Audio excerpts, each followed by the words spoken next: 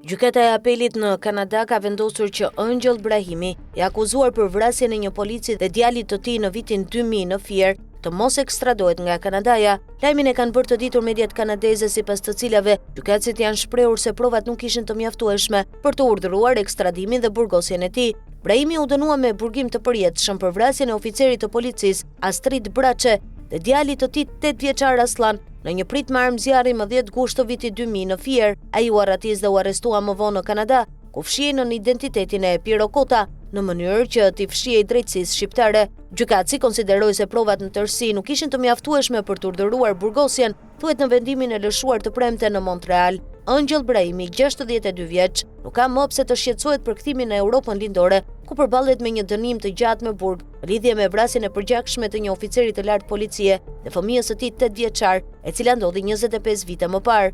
Sipas autoriteteve shqiptare, Brahimi donte akmarrje për vdekjen e vëllait të tij, kështu që dyshohet se shënjestroi kreun e hetimeve, ndërsa ky i fundit po shkonte në plazh me familjen e tij. Një automjet Audi doli nga një pyll i vogël dhe i zuri prit, thuhet në dokumentin e gjykatës. Një burr doli duke mbajtur një armë zjarri automatike, ai qelloi disa herë.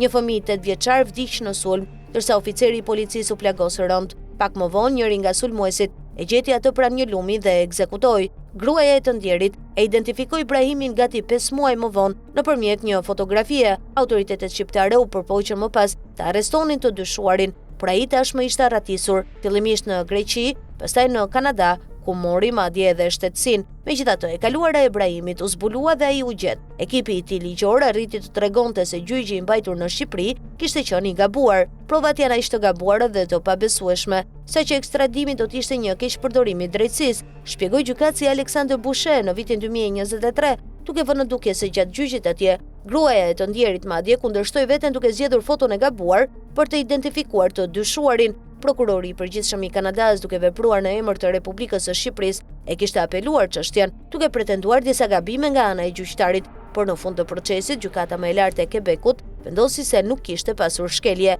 Ai verifikoi mjaftueshmërinë dhe besueshmërinë e provave të certifikuara, të paraqitura në mbështetje të kërkesës për ekstradim, vendosi gjykata e apelit.